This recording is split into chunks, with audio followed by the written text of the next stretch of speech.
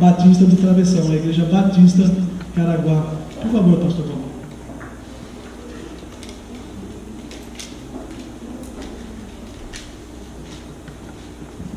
Boa noite, meus amados. Vamos orar.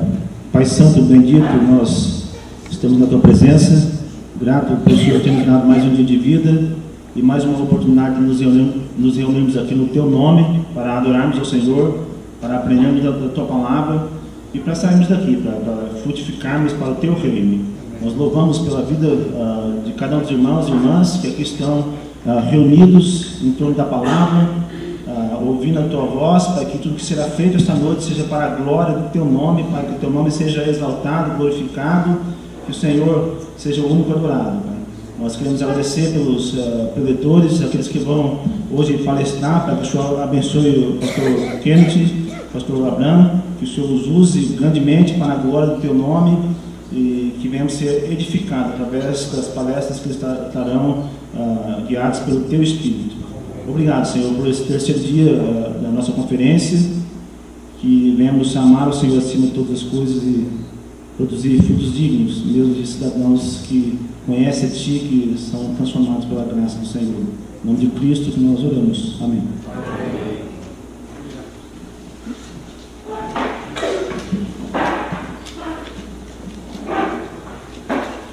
Vamos tomar os seus assentos.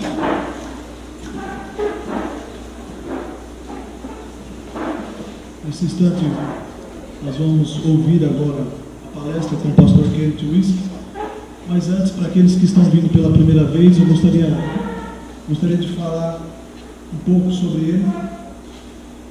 Pastor, eu sempre falei que o pastor Kenneth Wisk era canadense, ele falou que é australiano. Sempre todo falando, ele é canadense. O pastor Kenneth, ele é australiano, ele é ministro da Igreja Reformada de Aldegrove, Colômbia Britânica, do Canadá. Desde 2000, o pastor Kenneth tem servido as igrejas reformadas do Brasil como plantador de igrejas e é um dos diretores do Seminário Reformado Instituto João Calvino, no estado de Pernambuco, Camaragibe. Então, nesse momento, gostaria de chamar o pastor Kenneth aqui à frente, que Deus possa usá-los poderosamente nesta noite.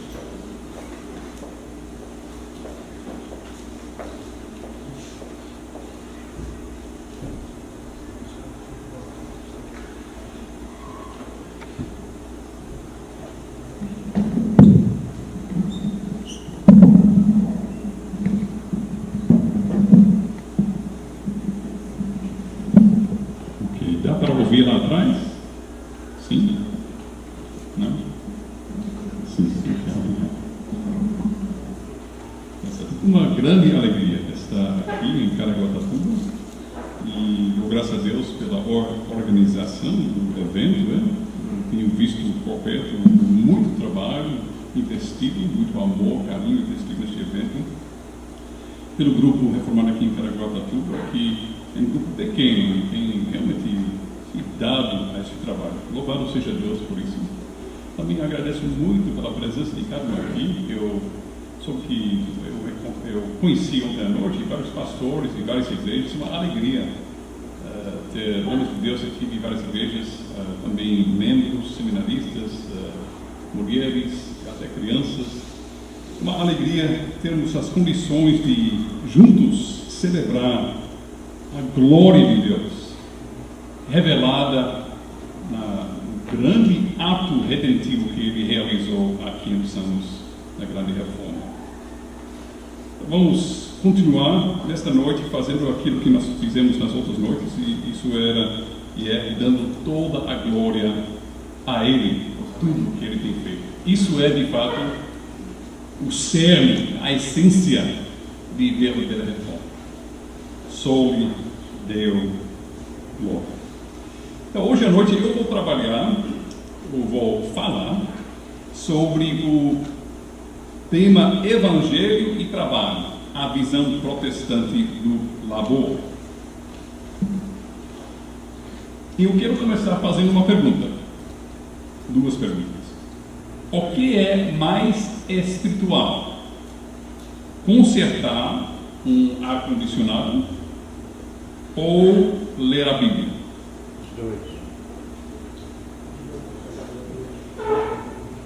O que é mais espiritual? Preparar o almoço ou orar? Em nosso Brasil, muitos, tanto católicos romanos quanto evangélicos, iriam responder: ler a Bíblia, com certeza mais espiritual do que outra coisa. Orar deve ser, com certeza, mais espiritual do que qualquer outra coisa. A resposta correta é: depende. Sabe uma coisa? Eu aprendi isso de um grande doutor nos Estados Unidos, de ética, um doutor de ética. Ele disse: a resposta correta para muitas questões éticas é: depende. Depende. Depende por quê? Bom, se eu passar a manhã inteira lendo a Bíblia, não é uma coisa boa. Mas se eu sou funcionário da sua empresa que conserta ar-condicionados, e sua empresa foi contratada para consertar este ar-condicionado, que vai ser usado hoje à noite no evento, e você me enviou para cá para consertar esse ar-condicionado, e em vez de consertar, eu coloquei minhas ferramentas no canto da parede, eu fiquei lá deitado no chão, lendo a Bíblia o dia inteiro. É coisa espiritual? Não. Não. É pecado. Sabe que pode ser pecado ler a Bíblia? Por que é pecado? Porque eu estou sendo infiel. Eu estou quebrando o 5º mandamento, eu não estou obedecendo ao meu patrão. Eu estou quebrando o 8º mandamento. Eu estou roubando de você. Você não vai estar pagando o mesmo salário, mas em vez de trabalhar, eu estou fazendo outra coisa. Você não me paga, você não me contratou para ler a Bíblia. Eu estou pecando contra o 9º mandamento, porque a palavra do meu patrão e da empresa que eu represento é que nós vamos consertar o ar-condicionado para que esteja pronto para uso no evento. Mas eu não estou cumprindo minha palavra. Já são 3 mandamentos que estou quebrando. O Tiago diz que quando nós quebramos um mandamento, nós quebramos todos. Né? Então, o que é mais espiritual, consertar um ar-condicionado ou ler a Bíblia? Depende do contexto, depende da situação. E a mesma coisa podemos desenvolver ou falar sobre preparar almoço ou orar. Se marido e crianças estão morrendo de fome e a mulher está na igreja no ciclo de oração orando, é coisa que agrada a Deus? É coisa espiritual? De jeito nenhum. Como pode ser algo que agrada a Deus, algo espiritual, abandonar nosso ofício, a nossa vocação? só funciona este erro de pensar que as coisas de Bíblia, coisas de oração, coisas de igreja são mais espirituais.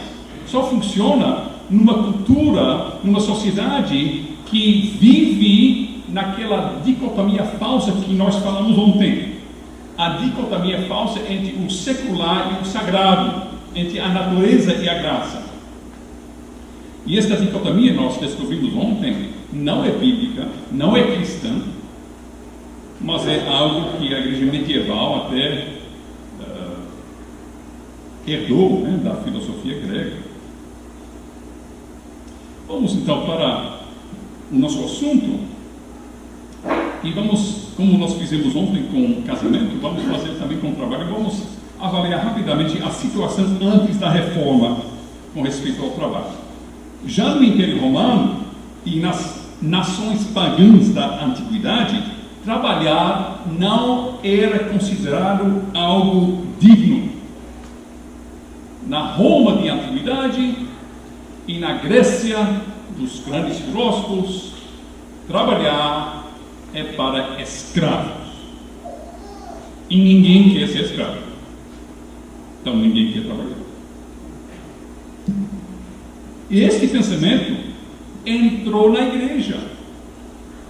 Provavelmente por causa da igreja tomar conta do império, mas não conseguiu tirar do império todos os males e todas as coisas pagãs que toda a bagagem acumulada de paganismo não conseguiu totalmente apagar, infelizmente.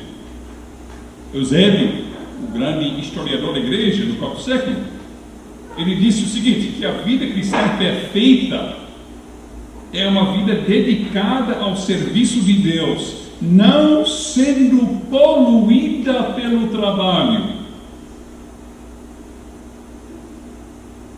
Para Eusébio, quem trabalha para ganhar sua vida é cristão de segunda classe. Vocês estão percebendo aqui aquela falsa dicotomia? Quem vive no mundo real está apenas no andar térreo, está nas coisas deste mundo, casamento, comida, bebida, trabalho. Mas quem está no mosteiro, quem é uma freira, quem é um monge, quem é um padre, quem está na igreja, no prédio da igreja, aí ela está no âmbito das coisas realmente importantes e espirituais. Tem algumas exceções felizes no cristianismo medieval, por exemplo, a regra de Bento, do sexto século, inclui a frase ora et labora, trabalhe e ore. O português, de fato, é latim, não sotaque, porque ora et labora, ore e labore, ou labore, então, bem parecido. Então, para Bento, era para os monges não somente orar, mas também fazer coisas produtivas e trabalhar. Mas em geral, na igreja medieval, o trabalho é desprezado, o trabalho produtivo é visto como penoso e enfadonho, e a vida nobre é viver sem trabalhar, viver do fruto do trabalho dos outros. E na reforma, nós não somente redescobrimos o âmbito do Evangelho, e que o homem é justificado pela fé somente, em Cristo somente, mas também, como eu falei ontem, a reforma, por ser uma volta, um retorno à palavra de Deus, em todos os aspectos da vida, da família, da sociedade, da igreja, do culto e tudo, causou uma mudança, uma transformação enorme, um impacto enorme em todo detalhe da vida humana. Um momento muito importante em todos os sentidos. Inclusive, na reforma, nós redescobrimos a honra e a dignidade e valor do trabalho honesto. Eu quero abrir uma parêntese aqui. Em português é uma parêntese ou Não sei por que vocês fizeram isso com nós, coitados primos, né? Porque em inglês não tem feminino e masculino, é mais simples. Né? Mas vocês são tão complexos, sua língua é muito linda, mas também muito complicada. Né? Tenha misericórdia da gente, por favor. Eu nunca sei. E para piorar, quando tem tribo, eu acho que na tribo termina em O, então deve ser mas é uma. Eu penso que estou chegando, vocês tiram o tapete debaixo dos meus pés, né? Mas tudo bem. Então eu vou abrir um parênteses, um outro agora. Muitas pessoas acham que a reforma foi uma divisão do cristianismo da igreja em duas partes. Tem Roma e tem os protestantes. Mas isso é um equívoco. A reforma, de fato, é uma divisão em 3 partes do cristianismo. Nós temos de um lado Roma, que segue as tradições e as decisões dos papas, e dando autoridade igual à tradição da igreja, quanto à palavra de Deus. Do outro lado, nós temos aquilo que podemos chamar da reforma radical. E o movimento da reforma radical era uma reação, uma hiperreação contra tudo que Roma fazia. Se eu não me engano, o pastor Elienay falou ontem, né? Se Roma veste preto, nós vamos vestir branco, né? Vamos fazer o contrário. Né? E claro, quando Roma está errando, devemos fazer não como ela faz. Mas a solução para corrigir um erro não é necessariamente ou simplesmente fazer o contrário. A solução correta para corrigir um erro é voltar à palavra de Deus. Então, a reforma radical, o movimento anabatista, que é diferente do que batista, é bem diferente. Anabatista era um movimento radical daquela época que rejeitava toda a autoridade civil, que até era heterodoxo este movimento em termos da natureza de Cristo, da dignidade de Cristo, do nascimento de Cristo, e também tinha muitos outros erros grosseiros que eram contra a palavra de Deus. Então tem Roma e tem a reforma radical. E tem uma terceira ala, que é a reforma dos grandes reformadores. Em nosso Brasil, infelizmente, eu estou falando isso com temor, mas eu diria que, de uma certa forma, nós nunca experimentamos a reforma protestante. E você pode dizer, mas que coisa é essa, pastor Kennedy? Nós temos um país que tem 70 milhões de evangélicos. Como dizer que nós nunca experimentamos a reforma? Eu vou responder a você usando o mesmo dado. Minha prova de que o Brasil não conhece reforma é que no Brasil temos quase 1/3 da população que se diz evangélico. Mas nosso país é um dos países mais corruptos e violentos e imorais no mundo. Desculpe dizer, eu sei que eu sou apenas um brasileiro por adoção. Eu estou aqui há 17 anos, mas eu tenho 5 filhos brasileiros, 5 pernambucanos, 5 recifenses galegos, né, com olhos azuis. Mas são recifenses. Nordestinos. Eu tenho 5 nordestinos na minha família. Então, eu me sinto como um brasileiro por adoção. Mas eu preciso ser honesto.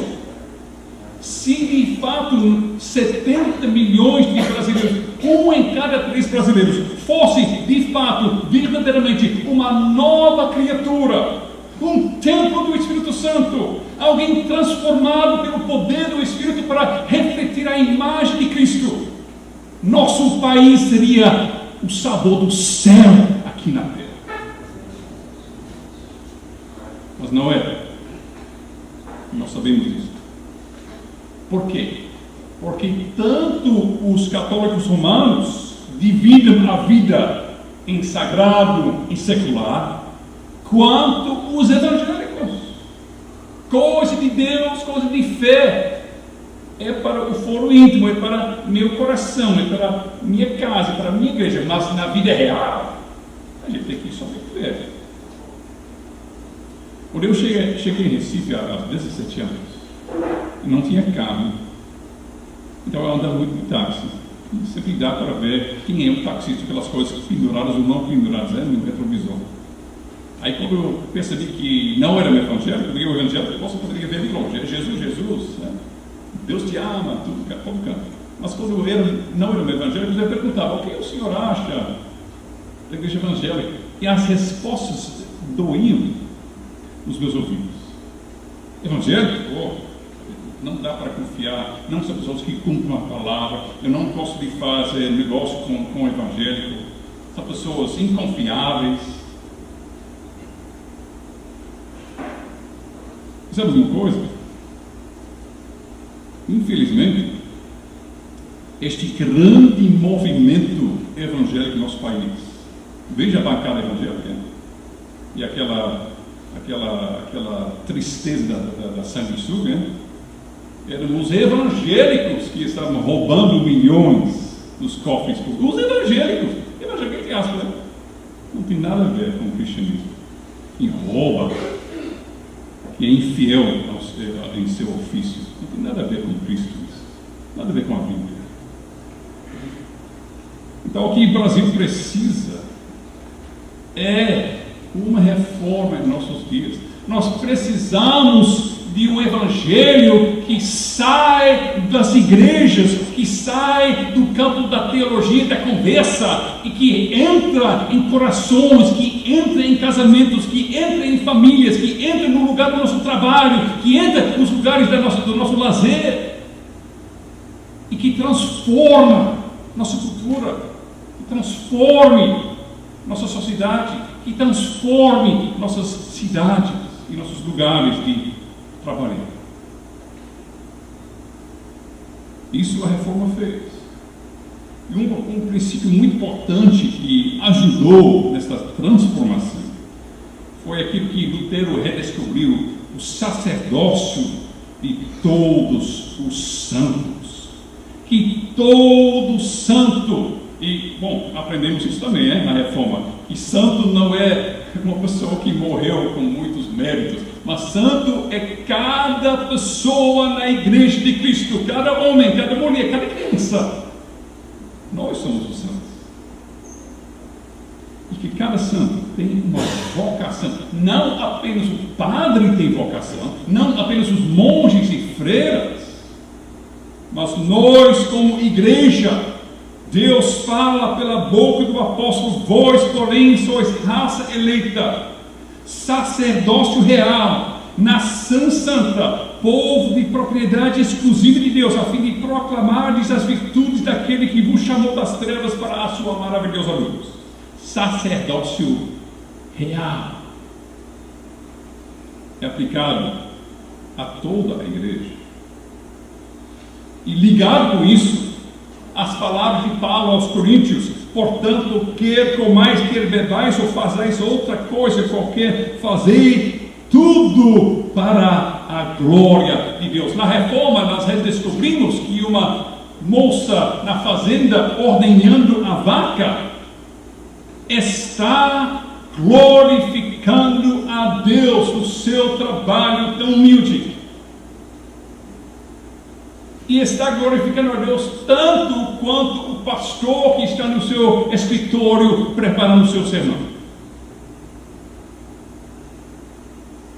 Fidelidade no ofício, fidelidade em nossa vocação, traz glória para o nome do Senhor.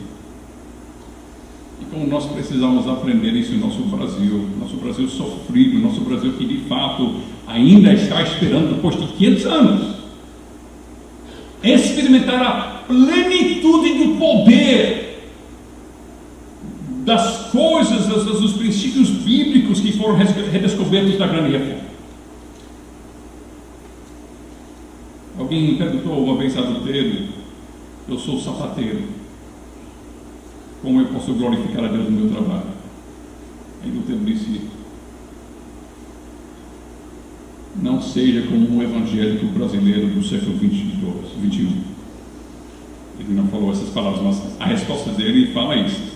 Ele disse: meu irmão, não é por ornar, enfeitar o sapato com pequenas cruzes ou sinais de peixe, do ictus. Não é assim que você vai mostrar que você é um crente.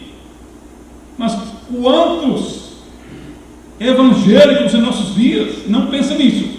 Eu quero mostrar que eu sou de Jesus, então eu vou colocar Jesus te ama na minha loja. Isso mostra. Rapaz, que tal ser uma pessoa fiel e não explorar seus clientes e cumprir sua palavra, entregar seus produtos de qualidade na hora certa e combinada? Isso é ser uma pessoa cristã. Qualquer pessoa pode pintar uma cruz ou um sinal de peixe ou algum slogan evangélico. Qualquer pessoa pode fazer isso. Pedro falou ao sapateiro: veja bem, seja fiel, cumpra sua palavra, cobre um preço justo, faça um trabalho de qualidade, use materiais de qualidade, mesmo se o cliente nem vai perceber. Mas faça seu trabalho como se Cristo fosse seu cliente, seu patrão. E não é isso que a Bíblia diz. E os reformadores, sabe? Os reformadores não estão me inventando nada. Os reformadores não, de repente, acordaram um dia e disseram: rapaz, vamos bolar uma nova religião que vem da nossa cabeça. Não, eles voltaram às Sagradas Escrituras. Está tudo lá em preto e branco. Só que a igreja medieval fechava a Bíblia. A igreja medieval dizia Bíblia só para o padre e só em latim. A maioria dos padres nem sabiam latim. Ficavam rezando missa sem saber o que era, sem entender as palavras que estão falando. Não entendia nada. Então a reforma abriu a palavra tanto para pastores quanto para os membros. E na palavra nós redescobrimos joias de altíssima qualidade, joias muito preciosas, como por exemplo Efésios capítulo 6, a partir do verso 5: quanto a vós outros servos, obedecei a vosso Senhor segundo a carne, com temor e tremor, na sinceridade do vosso coração, como a Cristo, não servindo à vista para agradar a homens, mas como servos de Cristo, fazendo de coração a vontade de Deus, servindo de boa vontade, como ao Senhor e não como a homens. Você percebeu? 3 vezes em algumas linhas, Paulo diz que o trabalhador não trabalhe em primeiro lugar para si mesmo, para seu salário, para ganhar seu dinheiro. Não trabalhe em primeiro lugar para agradar ao seu patrão, seu gerente. Mas em primeiro lugar, o trabalhador cristão trabalha para Cristo. E quando nós entendemos isso, isso transforma a nossa vida. Porque quando eu chego tarde no trabalho, batendo ponto, meia hora atrasado, ou pedindo um amigo bater ponto para mim, para o gerente não saber, eu estou tentando roubar de Cristo meu tempo. Eu estou sendo infiel com Cristo. Eu estou tentando enganar Cristo. Eu estou sendo improdutivo para com Cristo.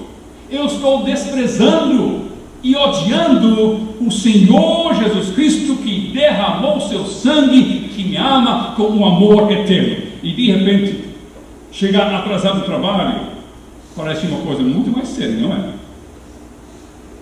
Mas quantos desses 70 milhões de evangélicos não vivem atrasados no trabalho? Ou no trabalho, quando o gerente sai da sala, de repente ficar no Facebook, ou fazer ligações particulares, ou pegar alguns produtos que ninguém está vendo e levar para casa. Eu posso continuar dando muitos exemplos. Nós não sabemos como é a vida, não é? E o que a reforma redescobriu é que tudo isso, todas essas infidelidades, todas essas coisas de ser infiel, estamos fazendo contra o Senhor Jesus Cristo. Nós ainda temos em nosso Brasil muito do pensamento pagão e medieval sobre o trabalho. Nós vemos prédios que têm colunas cheias de lixo, em vez de ser ferro e concreto, tem lixo dentro. Por quê? Porque o construtor diz, mas ninguém nunca vai saber. Eu vou colocar ao redor, vai ser o cimento em cima, ninguém vai saber que essa coluna não tem a força que o arquiteto, que o engenheiro estava pedindo. Ninguém vai saber, né? Mas Deus vai saber. E também os moradores do apartamento vão saber quando tiver qualquer problema, a coluna quebrar e ceder e de repente pessoas vão morrer. Isso não acontece muito no nosso Brasil.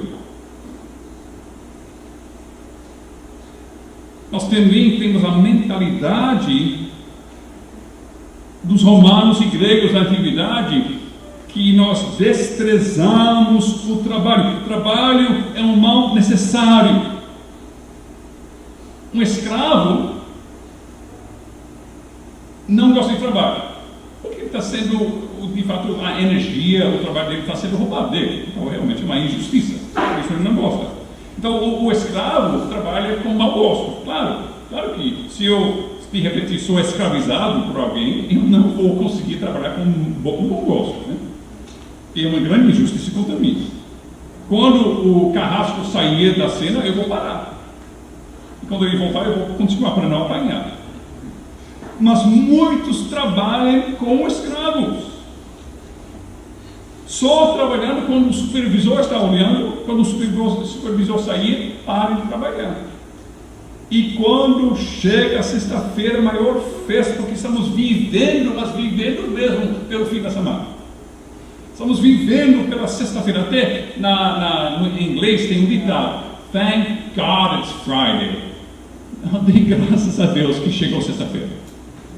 Thank God it's Friday. TGIF. Até tem uma rede de restaurantes com esta sigla, TGIF.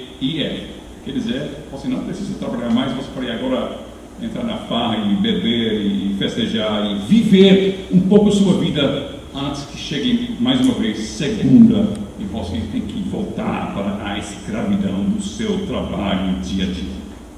Bom, o que nós podemos e devemos fazer quando nós enfrentamos uma sociedade que tem esses pensamentos tão anti-bíblicos? Isaías fala no capítulo 8: quando vos disserem, consultai os necromantes, os adivinhos, que o rei me murmuram, acaso não consultará o povo ao seu Deus? A favor dos vivos e consultarão os mortos? À lei e ao testemunho, se eles não falarem desta maneira, jamais verão a alva. Isaías diz o seguinte: quando nós estamos nas trevas, como as trevas medievais, que também estão pairando sobre a igreja brasileira de hoje, nós não devemos consultar qualquer nós não devemos consultar o mundo, ou pessoas que estão em um pacto com a morte, com aqueles que não seguem verdadeiramente o Senhor Jesus Cristo. Nós devemos voltar à lei, e aqui lei em Isaías 8 é uma referência à Bíblia inteira, a Bíblia, a palavra de Deus, porque somente a palavra de Deus vai fazer irromper a aurora, a alva, o novo dia. Então vamos lá, vamos para a palavra de Deus. Vamos começar em Gênesis e vamos ver até onde nós chegamos no nosso tempo. Gênesis 2. Veja o que Deus faz. Gênesis 2, ele plantou o jardim. E veja Gênesis 2:15. Tomou, pois, o Senhor Deus ao homem e o colocou no jardim do Éden para ficar na rede e nunca trabalhar em sua vida. Tem isso na sua Bíblia? Também não tem a minha. Tá? O que a Bíblia diz? Tomou, pois, o Senhor Deus ao homem e colocou no jardim do Éden para o cultivar e o guardar, para o lavrar e o guardar. Deus fez Adão e Eva e os colocou no jardim para trabalhar. Agora uma notícia para todos vocês. Isso é antes da queda, sabe? Trabalho é algo que Deus criou e ordenou antes da queda. Quer dizer, trabalho não tem nada a ver com pecado, não. Se você acha que trabalho é um mal necessário, se você acha que trabalho é coisa horrível, você não é evangélico, você não é cristão. Mas você ainda está nas garras, nos erros e mentiras da igreja de Roma. Porque Roma está neste erro. Roma acha que quando chegarmos no céu, seremos como os anjos, tocando harpas de ouro e ficando em cima das nuvens, cantando e tocando harpa para todo sempre. A Bíblia não diz isso. Nós não temos tempo de entrar nessa questão agora, mas a Bíblia não apresenta esta visão católica romana do céu, não. E para dar uma dica, o que Deus descreve antes da queda, em Gênesis 2, já nos diz muito sobre o que nós faremos para toda a eternidade.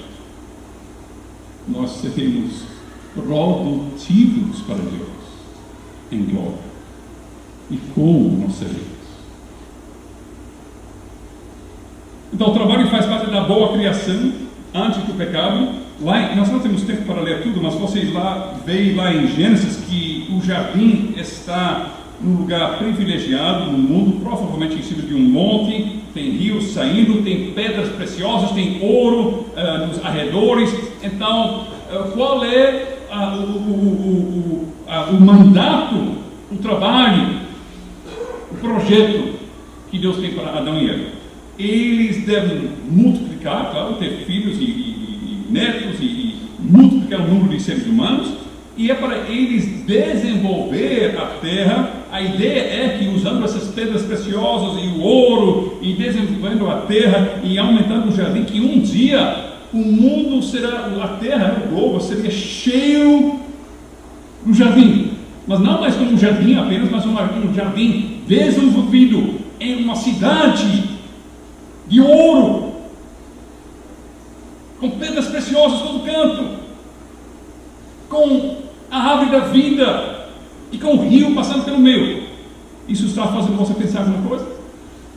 Sim, o que nós temos lá em Apocalipse. Exatamente isso. O que Adão não fez, quem fez? O último Adão, o segundo Adão, o Senhor Jesus Cristo. Ele vem com a nova Jerusalém nas nuvens. Ele vai transformar este mundo e vai entregar o projeto pronto, tudo feito, aquilo que nós deveríamos ter feito e nós não fizemos. Ele entrega pronto. Ele tem nesta nova cidade, na Nova Jerusalém, uma habitação nas mansões para cada um de nós que cremos e confiamos somente nele. Então, o quarto mandamento, e eu não tenho tempo para ir capítulo por capítulo, eu vou pular para Êxodo 20 já. O quarto mandamento ensina um ritmo sagrado de trabalhar e descansar. Tem 6 dias de trabalho, 1 dia de descansar. Tem também 6 anos de trabalho em um ano sabático, um ano inteiro. É impressionante o que nós aprendemos sobre o trabalho no quarto mandamento. Em primeiro lugar, nós aprendemos pelo quarto mandamento que nós não cuidamos de nós mesmos, que nosso braço não é nosso Deus, que meu salário não é meu Deus, que minha empresa não é meu Deus, mas quem cuida de mim, quem me dá o pão de cada dia, é aquele a quem eu oro por este pão. Dá-nos hoje o pão de cada dia. Quantos que se dizem seguidores de Cristo não estão cultuando ao Deus Mamon, ao Deus do trabalho? Quantos homens não estão sendo infiéis para com suas esposas, não dando atenção suficiente às suas esposas, aos seus filhos, que estão correndo atrás de mais um real, de mais um dinheiro, de mais um salário, de mais um sucesso econômico? Guardar o dia do Senhor é um ato de fé. A igreja evangélica dos nossos tempos tem inventado de que, de repente, de uma forma mágica, alguns mandamentos não funcionam mais, porque é meio inconveniente para a gente. Então, de uma forma mágica, ainda é errado adulterar. Até agora, mais ou menos, a maioria das igrejas ainda concorda com isso. Ainda é errado blasfemar o nome de Deus. Ainda é errado, mais ou menos, mentir e cobiçar e roubar, mas guardar o dia do Senhor, de repente nós entramos nos 10 mandamentos e nós pegamos uma tesoura, se chama, tesoura, e arrancamos um dos mandamentos. Por quê? Não tem nenhuma base exegética para isso. Nada. Isso aqui simplesmente é incômodo para a gente, inconveniente. Guardar o dia do Senhor é um ato de fé, porque nós estamos dizendo: Deus, eu vou trabalhar nos 6 dias que o Senhor mandou, eu vou trabalhar fielmente para Cristo, e no 7º dia eu vou parar. Eu vou ter um dia de descanso para minha alma, para meu corpo, para minha mente. Vou ter um dia de comunhão na palavra, no Espírito Santo, com os irmãos em Cristo. Eu vou usar um dia como um dia de atos de caridade, de amor, de estudo da palavra de Deus, de oração. E eu sei que eu vou perder salário com isso. Mas Deus, eu não dependo do meu patrão, eu não dependo do meu salário, não dependo do meu trabalho, eu dependo de Ti, ó Senhor. E quando eu sou fiel a Ti, eu sei que Tu irás proporcionar tudo o que eu preciso. É um ato de fé. Sabe que Israel provavelmente nunca guardou os anos sabáticos. Com certeza, quase com certeza, nunca guardou o ano de jubileu, a cada 50 anos, mas provavelmente nem os anos sabáticos. Porque para guardar o ano sabático, você tem que trabalhar 6 anos e parar no 7º. Mas para parar no 7º, eu não vou entrar em todos os detalhes, mas para resumir, e você pode ler sobre isso em Levíticos 25, verso 20, para guardar um ano e 7 como ano sabático, você precisava de comida para 3 anos.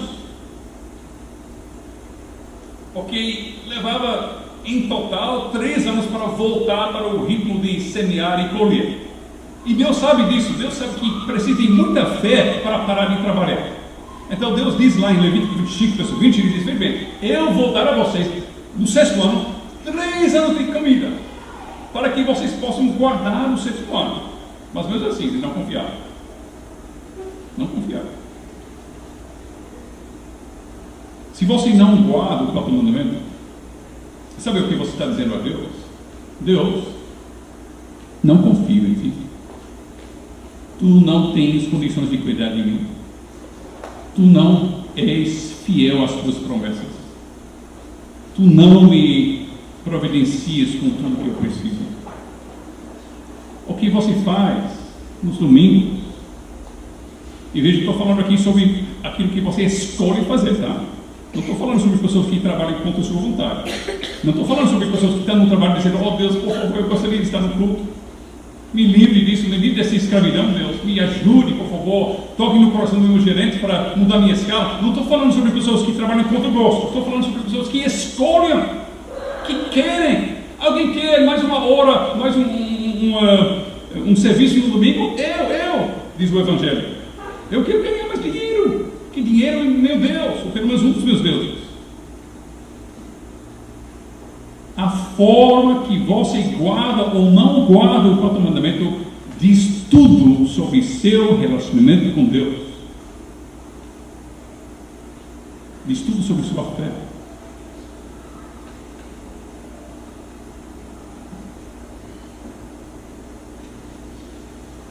Então, o quarto mandamento é o ato de fé, mas também o quarto mandamento nos guarda contra o erro e pecado de tornar o trabalho em um ídolo, um Deus do qual nós esperamos tudo. Veja Salmo 127, se o Senhor não edificar a casa, em vão trabalham os que a edificam. Se o Senhor não guardar a cidade, em vão vigia a sentinela. Inútil vos será levantar de madrugada, repousar tarde, comer o pão que penosamente granjeastes. Aos seus amados ele o dá enquanto dormem. Isso não é pastor Kenny falando, não. É o Espírito Santo que diz isso. Será que nós criamos isso? O quarto mandamento nos ensina a respeitar este rito sagrado, trabalhar fielmente, mas também ter a fé suficiente para descansar no fim de cada dia, um dia em cada 6, e também no descanso anual também. Eu li alguns dias atrás um artigo no jornal sobre uma jornalista japonesa que fez 160 horas extras em um mês.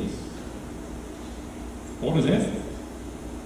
160, 40 horas extras por semana? Quem aguenta? Ela não aguentou, ela morreu. Jovem! Morreu! Meus irmãos, nosso mundo sofrido precisa do Evangelho e precisa das consequências do Evangelho aplicadas ao trabalho também. Esta japonesa não precisava ouvir simplesmente Jesus te ama, Jesus te ama e tem um plano maravilhoso para a sua vida. Esta mulher precisava ouvir a vontade de Deus. É que você seja liberta desta escravidão, desta idolatria ao seu trabalho. Se o Filho te libertar, verdadeiramente sereis livre, será livre. Ela precisava ouvir o Evangelho em termos bem práticos. Mas ela morreu servindo ao seu Deus. Um ritmo sagrado. Trabalho e descanso. Trabalho e deleite nos frutos do trabalho. Trabalho e comunhão com aquele que concede frutos em nosso trabalho. Nem preguiça, nem escravidão ao trabalho. Isso é o conceito bíblico. Veja Salmo 128. Bem-aventurado aquele que teme ao Senhor e anda nos seus caminhos. Como é um homem abençoado? Meio contra as expectativas, verso 2 diz que o homem que Deus abençoa é um homem que trabalha. Ele é trabalhador. Do trabalho de tuas mãos, mãos, trabalhar com as mãos. Nossa sociedade não ensina que isso é coisa suja. Ninguém quer trabalhar com as mãos. Que coisa horrível pensar nisso. Mas a Bíblia glorifica o trabalho manual. Do trabalho de tuas mãos comerás, feliz serás e tudo te irá bem. O trabalho das tuas mãos comerás. A Bíblia ensina então que o Filho de Deus não deseja viver como parasita. A Bíblia não ensina que nós devemos querer viver do fruto do trabalho das mãos dos outros. O comunismo, que é uma filosofia e uma cosmovisão totalmente antibíblica, incita as pessoas para desejar viver às custas dos outros. O sonho é viver sem trabalhar e ser sustentado por outros, pelo trabalho dos outros. Mas a Bíblia não ensina isso, não. A Bíblia ensina que nós não devemos cobiçar o fruto do trabalho do outro. Isso seria roubo, o 8º mandamento. Isso seria também cobiça, 10º mandamento. A Bíblia também nos ensina que nós não devemos nos enriquecer por meio de causar prejuízo a outros. Calvino, comentando sobre os princípios da lei no Antigo Testamento, ele enfatiza isso muito. E você pode preencher esse princípio com muitos exemplos. Não é? Tem muitas formas de tentar tirar vantagem de outras pessoas. Por exemplo, em não entregar exatamente aquilo que você prometeu entregar. E tem muitas coisas que você pode tentar se enriquecer por meios ilícitos. Isso é contra o conceito bíblico de riqueza e de trabalho. A Bíblia ensina, de um lado, que nós devemos nos contentar com o fruto do trabalho das nossas mãos, do nosso trabalho fiel, e não querer aquilo que é dos outros. Mas, ao mesmo tempo, a Bíblia ensina que aquilo que nós ganhamos pelo nosso trabalho, nós não devemos dizer, então, isso é meu, é fruto do meu trabalho, só para mim, ninguém pode tirar de mim, não. Não, muito pelo contrário. A Bíblia ensina que a marca de um cristão é ser uma pessoa que não é mão de vaca, mas tem uma mão aberta, é generoso, gosta, é liberal em dar. Veja na igreja primitiva, vamos para Atos 4, 34. Atos 4, 34. Pois nenhum necessitado havia entre eles, portanto, os que possuíam terras ou casas, vendendo-as, traziam os valores correspondentes e depositavam aos pés dos apóstolos, então se distribuía a qualquer um à medida que alguém tinha necessidade. Isso não é comunismo, que não é o Estado cobrando e obrigando com a força da espada, não. Isso é livre e espontânea vontade. E a prova disto é em Atos 5, verso 4, quando Ananias e Safira vendem uma terra, um terreno, e chegam a depositar o dinheiro aos pés do apóstolo, eles morrem, não é? Vocês conhecem a história. Mas por que eles morreram? Não era por não dar todo o dinheiro, não. Isso não é um pecado, não. Eles mentiram contra o Espírito Santo. Eles diziam, Pedro, veja bem, a gente tinha este terreno, dá um livro aqui, que tinha um valor de, não sei, 500 mil reais. A gente vendeu e a gente está trazendo todo o valor para Deus. Estão mentindo. E guardaram. Aí o que Pedro diz? Veja lá em Atos 5, verso 4. Conservando-o, aquele campo, porventura não seria teu, e vendido não estaria em teu poder? Então Pedro diz, bem, esse campo era de vocês. E quando vocês venderam, o dinheiro era de vocês.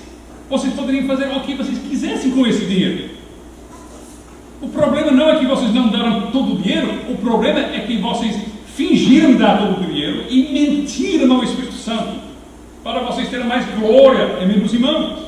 Isso é o pecado que levou Ananias e Safira à morte. Porque qual é a pergunta de Pedro quando Safira entra depois do seu marido já ter morrido? Pedro diz, Safira, o campo foi vendido por tal e tal preço? Ele diz, sim. Se ela tivesse dito, Pedro, não, mentiu. De fato, não deu tudo. Ela não teria morrido. Então, tem generosidade, mas essa generosidade não é obrigado pelo governo nem pela igreja, é liberal, é voluntário. E veja o que Paulo diz em Efésios 4:28, aquele que furtava não furte mais, antes trabalhe fazendo com as próprias mãos o que é bom, para que tenha com que acudir ao necessitado. A Bíblia ensina claramente, nossa renda é para cuidar da nossa família, para sustentar o ministério da palavra e para abençoar e aliviar o necessitado em nossa comunidade e em nossa igreja. Segundo aos Coríntios 9:7, cada um contribua segundo tiver propósito no coração, não com tristeza ou por necessidade, porque Deus ama a quem dá com alegria. Romanos 12:8 fala sobre pessoas na igreja que têm o dom do Espírito de contribuir, que eles devem fazer com liberalidade. Calvino, comentando sobre isso,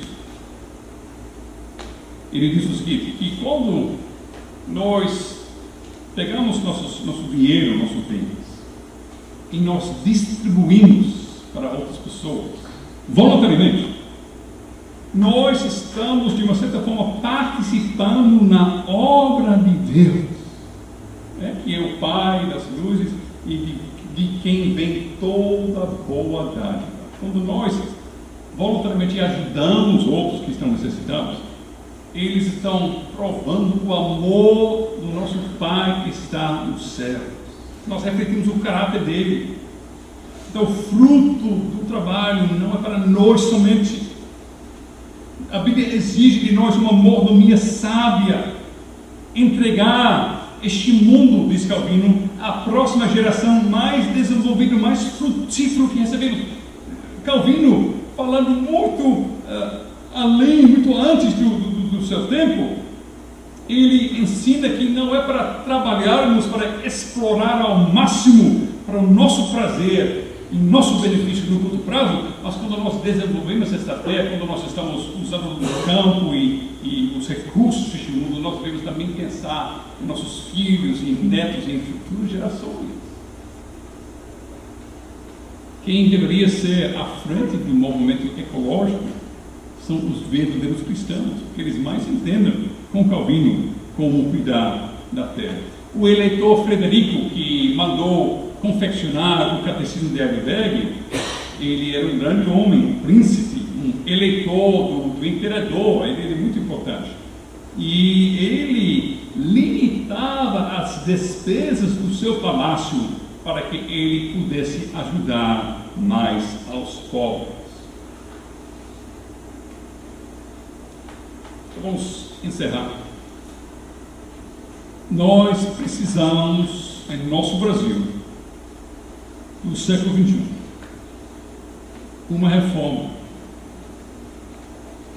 Nós precisamos voltar à palavra de Deus. Nós precisamos destruir essa falsa dicotomia entre o secular e o sagrado. Nós precisamos aprender uma nova visão com respeito ao trabalho, à família, ao casamento e todas as áreas da vida, debaixo da óptica do Evangelho. Quantas pessoas que se dizem seguidores de Cristo que não têm vocação, não consideram sua atividade diária como algo no qual eles estão glorificando a Deus, mas eles simplesmente estão marcando presença para tirar o salário num trabalho que não é do seu interesse, contando os dias até o final da semana e até sua aposentadoria. Eu falei com um jovem muitos anos atrás na área da praia, lá em Alagoas. Ele chegou a mim dizendo: pastor, eu consegui um emprego de meus sonhos. Sabe que bom, graças a Deus. Disse: pastor, eu levo minha rede, eu abro minha rede à noite na estação de bombeamento da empresa de água do meu estado. Eu durmo a noite inteira, depois eu vou para casa. Esse homem foi há 20 anos. Ele disse: e eu estou já contando que eu posso me aposentar depois de tantos anos. Aposentar para fazer o quê? Você vai ter medo de ficar na rede? Isso me leva do trabalho, né? Ele não pode ficar na rede, já fez isso a vida inteira. E ele se dizendo um seguidor de Cristo. Meus irmãos, como nós precisamos aprender da palavra de Deus e da reforma, o que é a nossa vocação. Que seu trabalho diário, seja em casa, seja na escola, seja na empresa, seja em qualquer lugar, é um ato litúrgico, é um ato de louvor, é uma oferta ao Cristo que morreu por você. Isso não mudaria muito este país se os 70 milhões de crentes que se dizem crentes começassem a fazer isso? Imagine o impacto em nossa economia tão sofrida por causa da corrupção e de infidelidade e traição.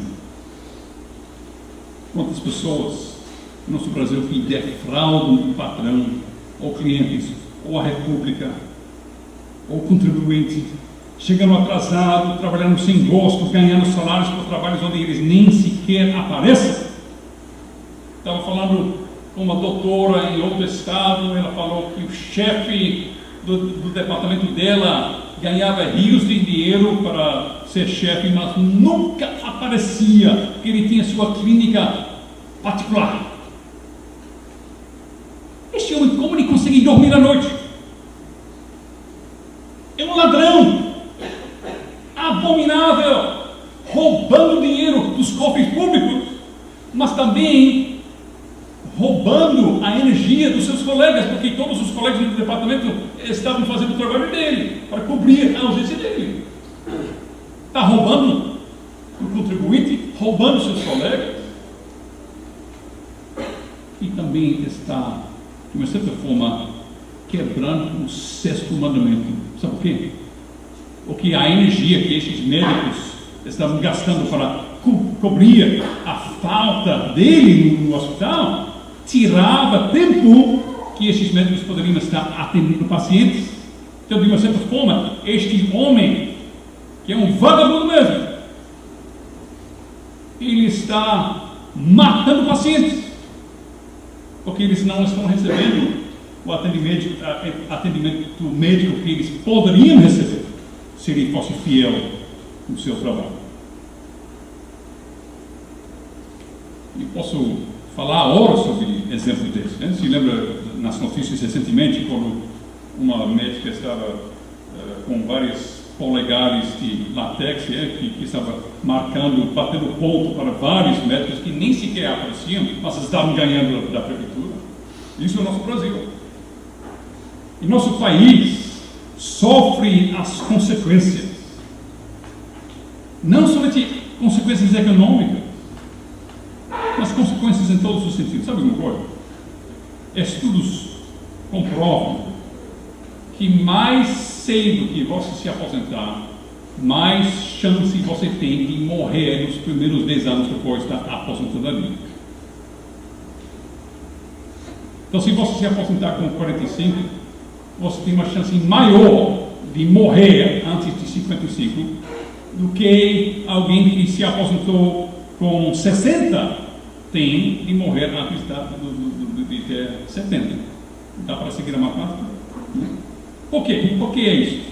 Porque Deus criou o ser humano para trabalhar, para mexer, para fazer coisas, para produzir, para melhorar este mundo, para contribuir. E se você se aposentar com 35, com três aposentadorias federais e estaduais, do governo, e você diz, minha vida é tão boa, eu tenho dinheiro, não preciso trabalhar, sabe alguma coisa? Além de ser ladrão e muitas outras coisas, você está destruindo sua vida, porque Deus não criou você para ficar ocioso durante décadas e décadas e décadas. Você vai sofrer as consequências físicas, emocionais, psicológicas, e muitos espirituais, em muitos outros aspectos. Meus irmãos, nós devemos aprender com nosso Senhor Jesus Cristo. Ele santificou o trabalho manual, o que o Senhor Jesus Cristo fez durante muitos e muitos anos antes de começar seu ministério com 30 anos. Ele trabalhou como carpinteiro com seu pai. Ele sabia o que é se levantar cedo e trabalhar duro, suar, talvez machucar-se com as ferramentas e voltar para casa cansado, mas alegre, porque fez alguma coisa, produziu alguma coisa, melhorou este mundo, não se considerou alto demais, ou importante demais para sujar suas mãos. com o trabalho. Eu pergunto, nós somos mais importantes do que Jesus Cristo? Aquilo que não estava abaixo dele é abaixo da gente? Cuidado. O Evangelho transforma não apenas nossa teologia, mas transforma nossa vida, transforma nossas atitudes. Fielmente, humildemente, no lugar onde Cristo me colocou, eu vou cumprir minha vocação para a sua glória, por mais humilde que seja meu trabalho que Ele me deu. Spurgeon, uma vez, falou com uma faxineira bem simples, recém-convertida. E ele perguntou: minha irmã, o que mudou na sua vida depois que você conheceu o Senhor Jesus Cristo? E ela respondeu: Pastor Spurgeon, hoje eu não varro mais a sujeira para debaixo do tapete. Ela entende muito melhor do Evangelho do que muitos evangélicos de hoje. Mesmo quando ninguém está olhando, eu faço o meu trabalho para Ele, só lhe deu glória. Lutero começou a reforma com a pergunta tão importante: como eu posso ser justo? Como eu posso ser salvo? Mas Calvino fez a pergunta ainda mais importante. Para Calvino, a grande pergunta era: como eu posso glorificar a Deus? E a resposta é: portanto, quer comais, quer bebais, ou façais outra coisa qualquer, fazei tudo para a glória de Deus.